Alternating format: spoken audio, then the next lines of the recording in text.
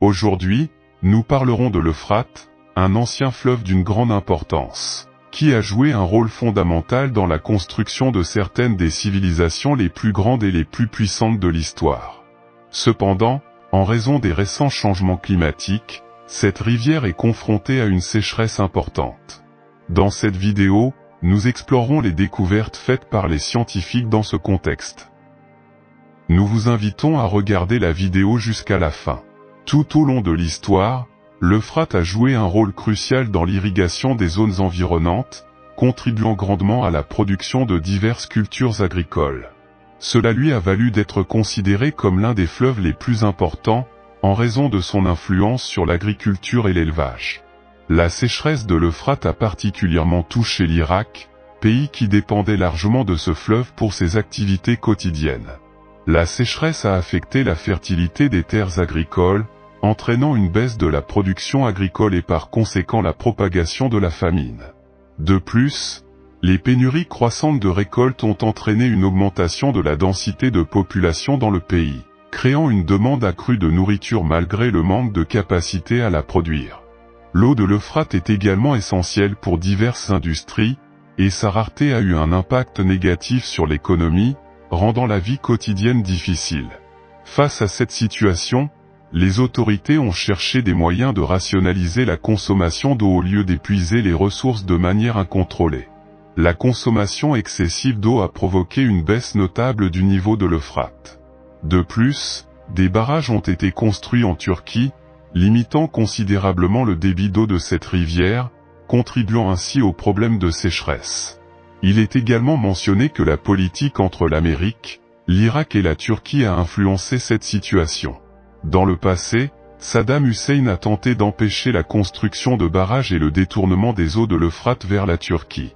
Cependant, l'invasion américaine en 2003 a transformé cette région de terres fertiles en terres arides, aggravant les conditions climatiques et augmentant la population. Le fleuve Euphrate, qui dans de nombreuses cultures est considéré comme un symbole sacré, connaît la sécheresse prédite dans les textes religieux anciens. Il est mentionné dans ces textes que cette sécheresse est annonciatrice de la fin du monde et qu'elle entraînera d'importants conflits entre les différents peuples. Dans le contexte de l'islam, le Coran fait référence à cette sécheresse et prévient qu'elle entraînera une famine et des troubles généralisés, ce qui est actuellement considéré comme l'accomplissement d'anciennes prophéties mentionnées par le prophète Mahomet. Cependant, la sécheresse du fleuve a eu un effet positif sur la communauté scientifique. Les archéologues et paléontologues ont découvert une série de reliques et d'objets enfouis sous les eaux de l'Euphrate datant de plus de 3000 ans avant JC.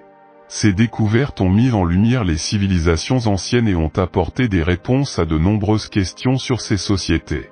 Certains considèrent la région comme une sorte de capsule temporelle abritant une riche collection d'antiquités. En 2022, de nombreux scientifiques ont continué à explorer ces merveilles cachées sous la surface de l'Euphrate, profitant de la sécheresse pour faire avancer leurs recherches. La recherche de secrets anciens et de monuments historiques est un domaine d'étude fascinant qui a conduit à la découverte de tombes et d'inscriptions anciennes utilisées pour documenter des informations sur le système de santé, la nutrition et la vie quotidienne à des époques révolues. Parmi les découvertes notables figure l'épopée de Gilgamesh, qui a éveillé la curiosité de nombreux érudits. Heureusement, sous les eaux de l'Euphrate, des pierres gravées ont été trouvées qui éclairent cette ancienne civilisation et son énigmatique roi. Ces inscriptions ont fourni des informations précieuses sur la manière dont le roi gouvernait de manière dictatoriale, ainsi que des détails sur la vie de son peuple. Les scientifiques ont déchiffré ces pierres gravées pour mieux comprendre cette ancienne civilisation. De plus, des pierres ont été trouvées qui présentent une étrange similitude avec la forme de la tête de cette statue. La raison de sa création reste un mystère. Les scientifiques continuent de rechercher le reste du corps de la statue dans l'espoir d'obtenir plus de détails sur sa conception et son objectif. Actuellement, des moyens sont recherchés pour accélérer les processus de recherche archéologique, tandis que des travaux de restauration sont effectués sur les bâtiments et les routes. Dans les régions où les rivières sont rares, des méthodes de production d'eau potable sont étudiées. De plus, les inventions et technologies futures, ainsi que les compétences des travailleurs créatifs, sont explorées. La curiosité est une qualité fondamentale qui pousse les génies à explorer de nouvelles idées et à découvrir des possibilités infinies. À travers diverses sources de connaissances, nous cherchons à combiner les informations de manière précise et simple. Découvrir un fleuve de connaissances qui coule constamment est essentiel pour apprendre à connaître le monde qui nous entoure. Les enquêtes se concentrent sur les faits et approfondissent la recherche pour fournir des détails précis et des concepts compréhensibles. L'Asie, la masse continentale la plus vaste et la plus variée de notre planète, offre à la fois les plus hautes montagnes et les plus basses vallées, les côtes les plus longues et la plus large gamme d'extrêmes climatiques que l'on puisse trouver sur Terre. Bordée par les océans arctiques, Pacifique et Indien, ainsi que par la mer Rouge et des mers intérieures plus petites, l'Asie a abrité la plus grande variété de vie végétale et animale à travers les âges. Au fil des civilisations anciennes, cette région a également été le théâtre de nombreuses découvertes inhabituelles et parfois terrifiantes que les scientifiques continuent de découvrir, depuis les signes possibles de sacrifices humains jusqu'au rôle des démons dans les temps préhistoriques. Les momies du feu. Contrairement aux Égyptiens, les anciennes tribus philippines avaient une façon unique de traiter leurs morts, elles les transformaient en momies de feu. Cela impliquait de soumettre les corps à un feu intense au lieu de les embaumer. Lorsqu'une personne était sur le point de mourir, on lui donnait beaucoup de sel pour déshydrater le corps de l'intérieur. Après la mort, les corps étaient rôtis pendant des semaines ou des mois. Parfois, ils y mettent même des braises chaudes pour les fumer de l'intérieur. Une fois complètement secs, les corps étaient transformés en une sorte de viande séchée humaine compacte et placés dans de petits cercueils en forme de citron appelés camansi. Ces cercueils étaient cachés dans des grottes isolées des montagnes. Lorsque les colonisateurs espagnols sont arrivés au XVIe siècle, ces pratiques ont disparu en raison des coutumes funéraires catholiques qu'elles ont apportées. Les grottes de Cavaillán, où ont été trouvées les momies, ont été oubliées, mais ont été redécouvertes plus tard. Jusqu'à présent, plus de 300 momies de feu ont été trouvées dans ces grottes, certaines vieilles de 1500 ans avec des tatouages tribaux visibles sur leur peau cuite. Le bol d'or. En 1958, des archéologues du nord-ouest de l'Iran ont découvert un bol d'or brisé dans les restes calcinés d'une ancienne forteresse appelée Hérode ou Essaranzan. Cette forteresse de l'âge du fer se trouvait à proximité de l'actuel Panar. Le bol avait plus de 3000 ans et appartenait aux domaines royaux d'Urar, un royaume arménien de l'âge du fer. Le bol était décoré d'images de guerriers, de chars et de créatures mythologiques en or massif. Bien que très précieux en son temps, il fut retrouvé endommagé parmi les ruines d'Hérode. Les experts estiment que vers 800 avant JC, Hérode fut attaqué par des ennemis qui envahirent la citadelle. Durant le chaos de l'invasion, 3 soldats tentèrent de s'emparer du bol d'or, mais furent piégés sous les décombres alors que la citadelle fut détruite par un incendie. Ses mains tendues tenaient les restes brisés du bol. Ces soldats n'étaient pas des héros, mais des pilleurs qui risquaient leur vie pour obtenir un gain matériel et perdaient leur vie et leurs trésors. Ce bol brisé rappelle les dangers du pillage et de l'avidité en temps de guerre, et combien cela entraîne souvent d'importantes pertes humaines et matérielles. Homo floresiensis. Quelle découverte pourrait être plus importante que de trouver une espèce de « hobby » dans les temps anciens? En 2003, sur l'île indonésienne de Flore, une équipe d'archéologues a découvert de minuscules restes humains dans la grotte de Liang Bua. Ces humains, connus sous le nom d'Homo floresiensis, étaient très petits, avec un cerveau beaucoup plus petit que celui des humains modernes. Même s'ils étaient petits, ils n'étaient pas simplement des nains ou des personnes ayant une déficience intellectuelle, mais une espèce différente qui vivait sur l'île il y a environ 50 000 ans. Étonnamment, ils ont également trouvé des outils et des preuves d'incendie, ce qui suggère qu'ils étaient intelligents et possédaient des compétences avancées en matière de survie. Cette découverte remet en question nos idées sur l'évolution humaine et nous fait réfléchir à la possibilité de retrouver d'autres parents humains oubliés. Les hobbies de Flore montrent pourquoi de nouvelles découvertes nous attendent toujours, même sur nous-mêmes. Le démon sur une tablette d'argile.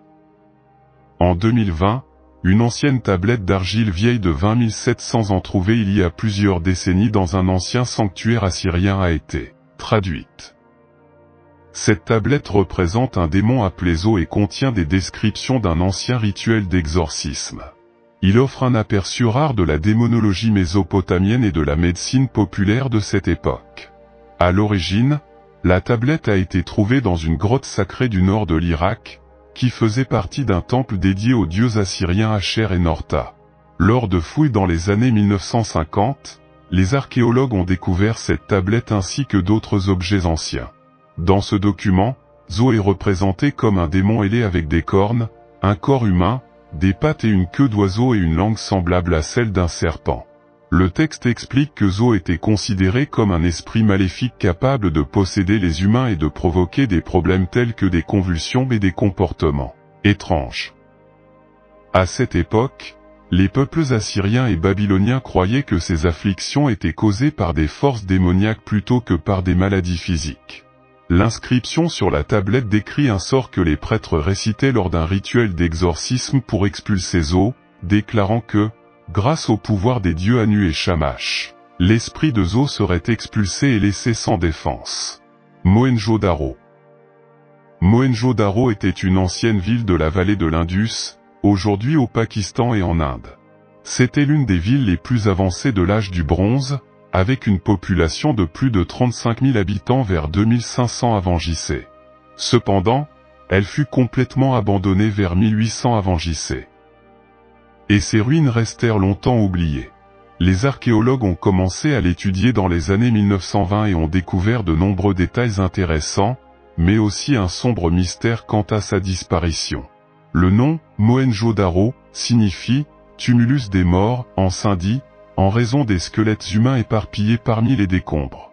La ville aurait subi des inondations catastrophiques qui ont contaminé l'eau et propagé des maladies. Il a également été suggéré qu'il aurait pu être envahi par des tribus nomades indo-aryennes migrant vers la région.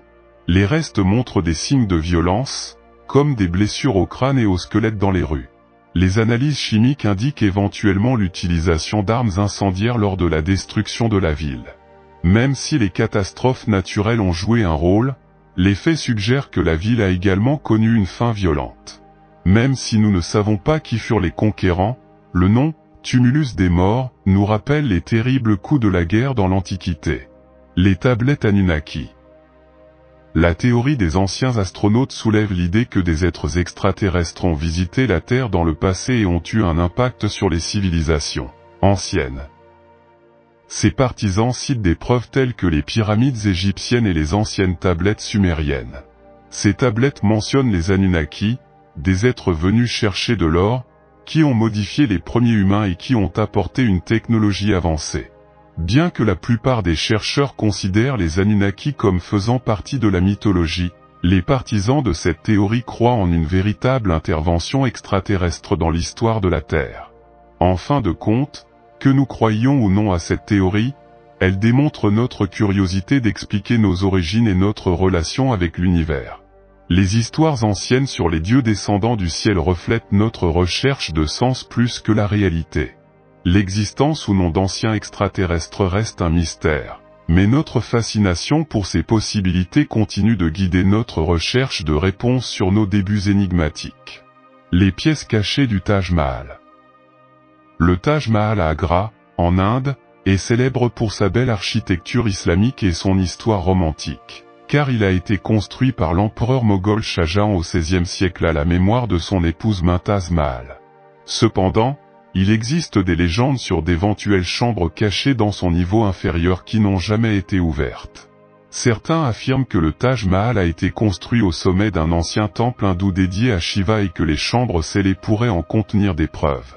D'autres disent que Shah Jahan avait prévu d'utiliser le Taj Mahal comme son propre mausolée et que les Moghols construisaient souvent des chambres basses pour enterrer la royauté.